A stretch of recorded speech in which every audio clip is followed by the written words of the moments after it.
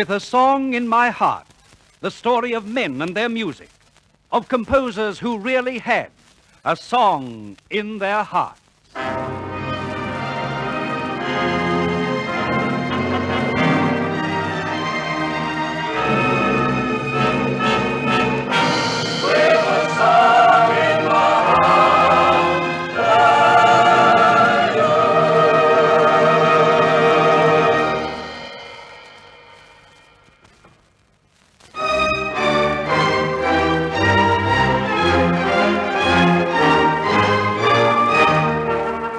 It's the soldiers of the Queen, my lads, who've been, my lads, who've seen, my lads, in the fight for England's glory, lads, when we've had to show them what we mean. And when we say we've always won, and when they ask us how it's done, we'll bow in quite to every one of England's soldiers of the Queen.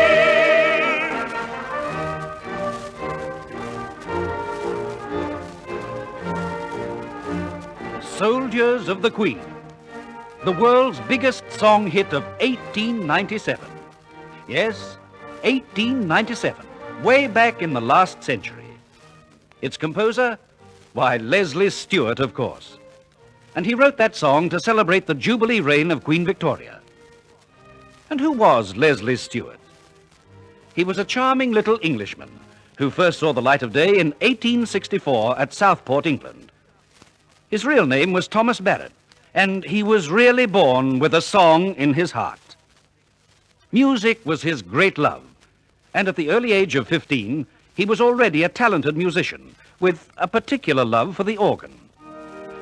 One afternoon, he was practicing on the organ at St. John's Church in Salford.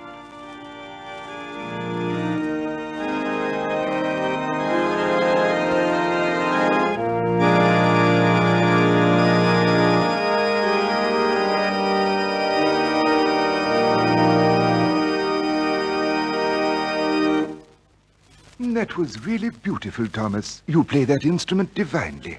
Thank you very much. But I can't see who's speaking. The light isn't very good. It's the vicar, Thomas. Oh, the vicar. I'm glad you liked it, sir. You handle that instrument with a very definite talent, Thomas. So much so that I'm going to offer you the position of church organist. Me, sir? You want me to become the official church organist? That's what I propose. Would you accept? Why, of course, sir. But I thought I'd be too young to become the official organist of St. John's. Not with your musical ability, Thomas. I know of no one more capable of filling the position. And so Thomas Barrett, who was to become Leslie Stuart, commenced his great musical career. And he was so successful at Salford that later he was to be promoted to take over the duties of organist at the Manchester Cathedral. He then wandered on to London, and one day, whilst having a drink at a London pub, met an American who was to change the whole course of his life. What is it? Same again, sir. Thank you. Just a shade more soda this time, please. Certainly, Mr. Barrett. Barrett? Did I hear the name Barrett? You did? Oh, why, hello, Ted. How are you? What about joining me in a noggin? No, Tom, you're going to have one on me. And at the same time, meet an American friend of mine. Here, Dean, meet a pal of mine, Tom Barrett. Glad to know you, Tom. Pleased to meet you, too, Mr... Stratton, Tom. Eugene Stratton. Eugene Stratton?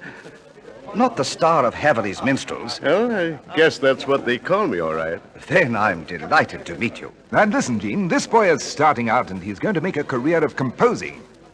Now, I think he's got some songs that might interest you. Well, then I'd sure like to hear them. I'm always on the lookout for a song hit.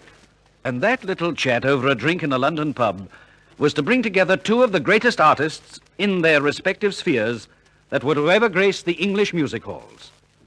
For in a short space of time, Leslie Stuart, he decided, incidentally, to lose the identity of the name Barrett, which had become associated with church music. Leslie Stuart wrote for the minstrel Eugene Stratton one of the greatest songs ever composed, the perennial Lily of Laguna. She's my lady love. She is my dove, my baby love. She's no gal for sitting down to dream. She's the only queen Laguna knows. I know she likes me. I know she likes me because she said so. She is the lily of Laguna. She is my lily and my rose.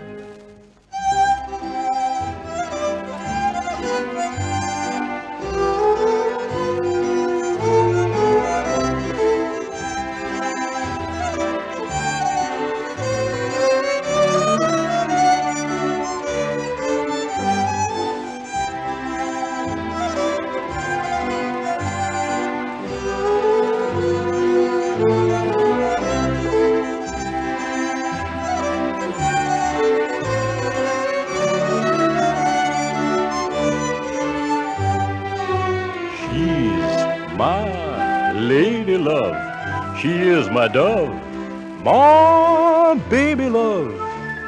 She's no gal for sitting down to dream. She's the only queen Laguna knows. I know she likes me. I know she likes me because she says so. She is my lily of Laguna. She is my lily and my rose.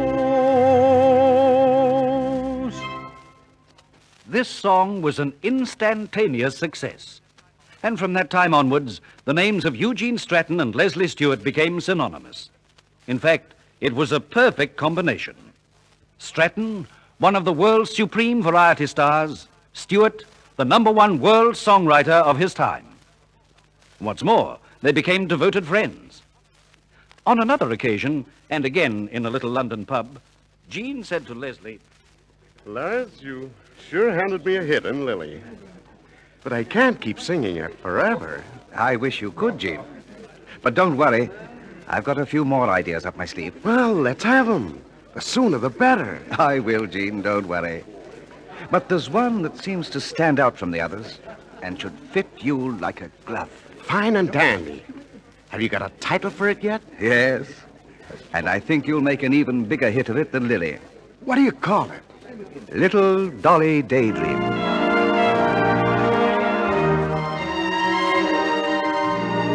Little Dolly Daydream, pride of Idaho, so now you know.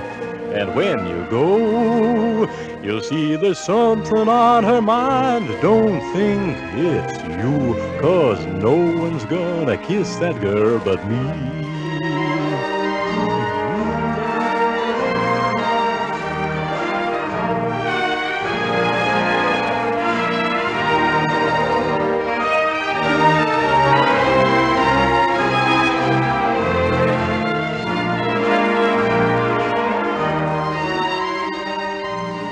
Little Dolly Daydream, pride of Idaho, so now you know. And when you go, you'll see there's something on her mind. Don't think it's you, 'cause no one's gonna kiss that girl but me.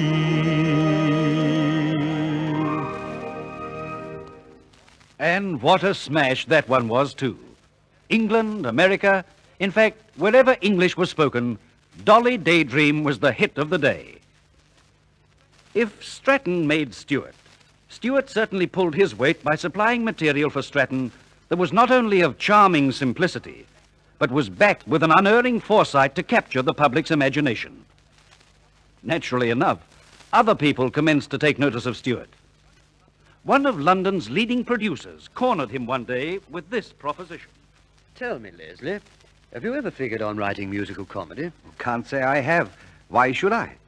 With Gene Stratton singing every number I write for him, I'm getting along fine. Yes, I know that, old man, but your music, it's not only for the music halls. It's the legitimate stage, too. Now, that's why I want you to look at a new script I've got. It's really a terrific book. What do you call it? Flora Dora. Need I tell you the rest? You probably know that Florodora became one of the most successful musicals of all time. Wherever it played, London, New York, Cape Town, Melbourne, it was the same. A positive smash. And its melodies, they're with us for all time.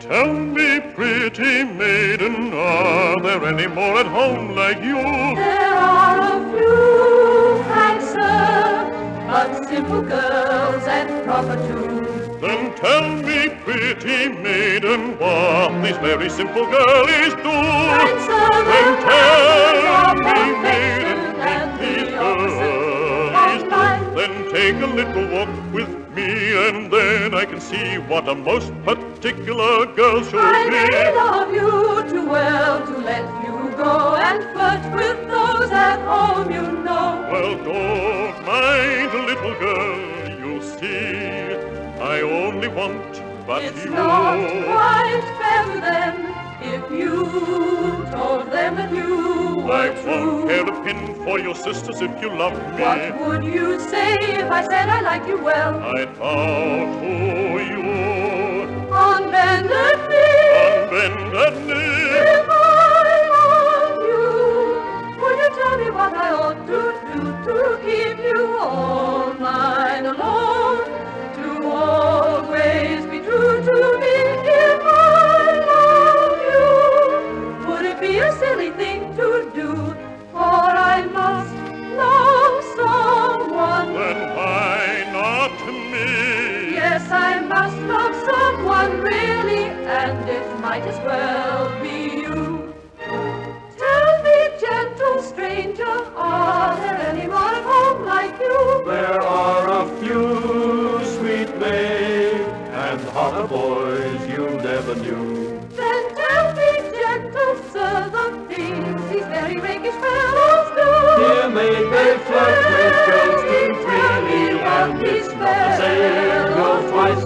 Take me round and let them show for an hour or so how far such fellows can really I go. never introduced and to a girl I intend to be my most particular friend. I won't mind what they do. No man would ever flirt with Not me. worth risking it. I know with them you won't I agree. don't want to know them if you will do the flirting. Of course I will try, for we're doing very well. I'll bow to you On bended knee. on bended knee if I love you. Will you tell me what I ought to do to keep you all mine alone? To always be true to me if I love you. Would it be a silly thing to do? For I must love someone. Then why not me? Yes, I must love someone really, and it might as well be you.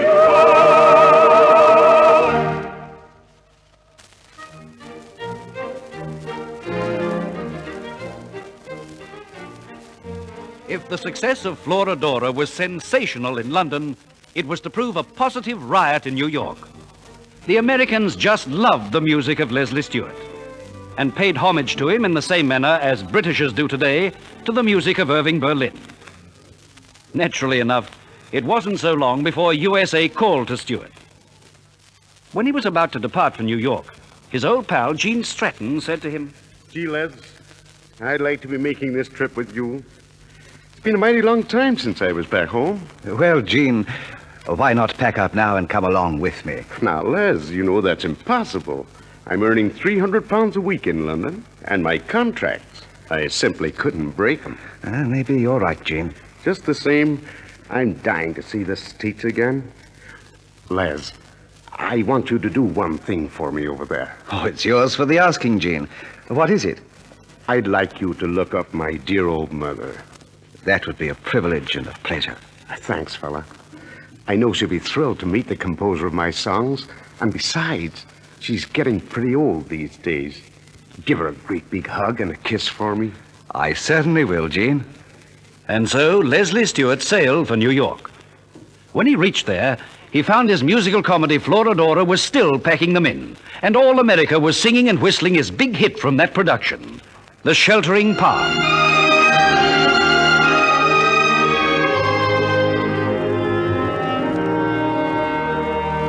There is a garden fair set in an eastern sea.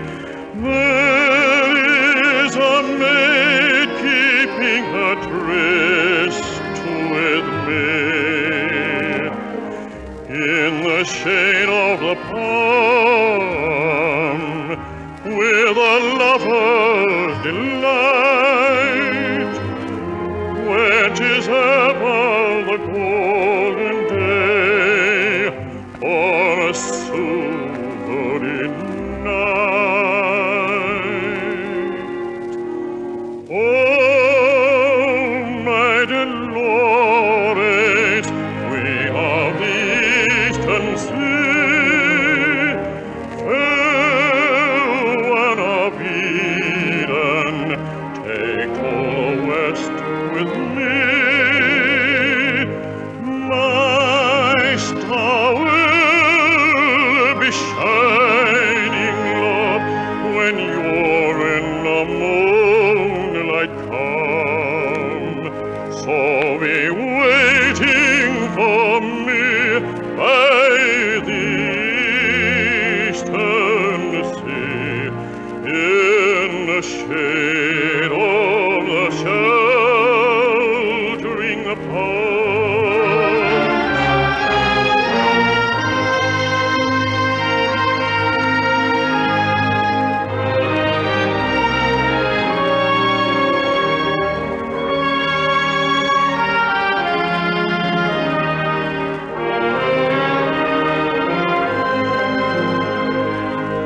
My star will be shining, love, when you're in the moonlight calm. So be waiting for me by the eastern sea, in the shade of the sheltering palm.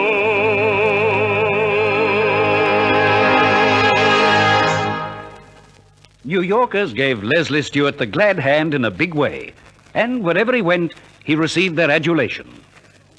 His songs were tops with artists who starred at the famous Tony Pastor's, and those good folk went out of their way to give him a good time.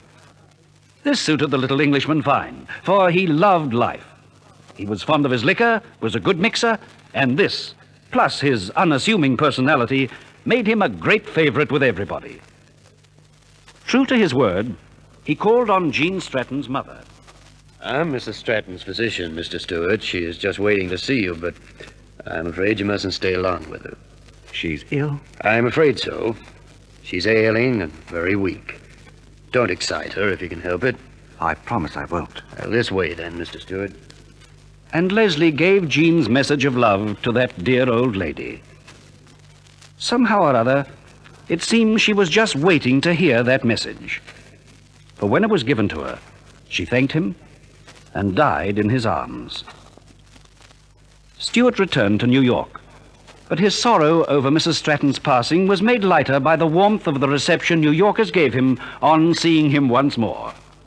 He also found that he had another hit on his hands, a song he'd written for Stratton some few months before, I May Be Crazy. I may be crazy, 'cause I love you. I know I'm jealous and sometimes careless. I may be crazy, 'cause I love you. So won't you come right here and say you're mine, because you may not see me anymore.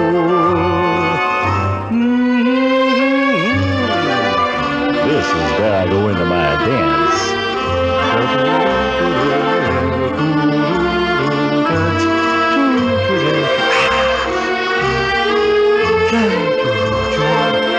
I may be crazy, 'cause I love you. So won't you come right here and say you're mine, because you may not see me anymore.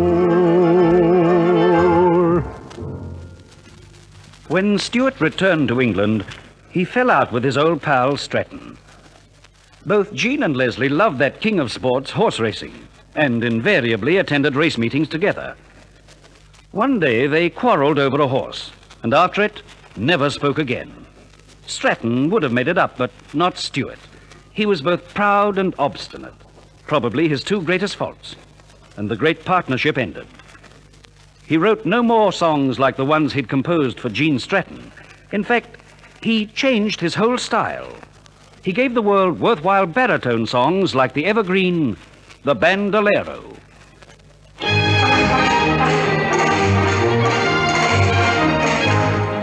Signores, no danger from me need you fear, for my heart beats for a maid fair, as you to me dear.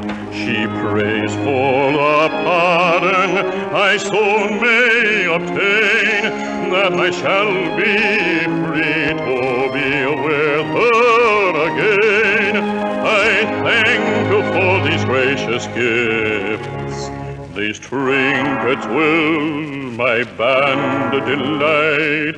Your way is clear, no more molesting. I now salute you, friends. Good night. Signoras, farewell. Signors, adieu.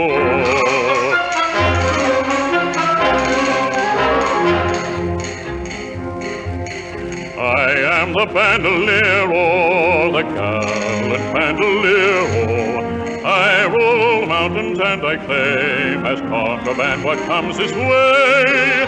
I am the bandolero, king with the sword for pillow. I'm an outlaw, I have a kingdom beneath my sway.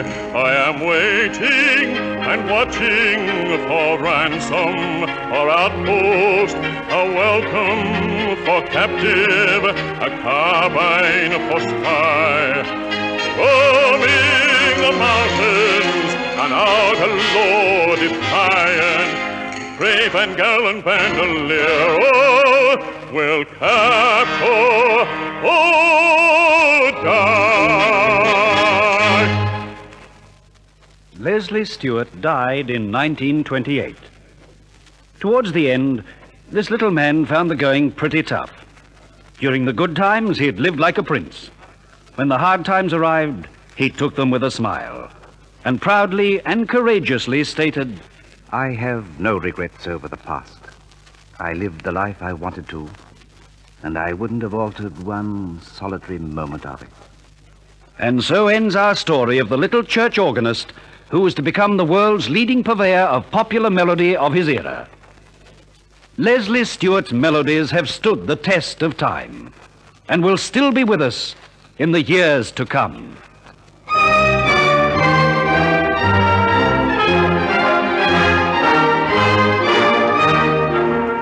It's the soldiers of the Queen, my lads, who've been my lads, who've seen my lads, in the fight for England's glory, lads, when we've had to show them what we mean, and when we say we've always won, and when they ask us how it's done, we'll proudly point to every one of England's soldiers of the Queen. It's the soldiers of the Queen, my lads, who've been my lads, who've seen my lads, in the fight for England's glory, lads, when we had to show them what we mean. And when we say we've always won, and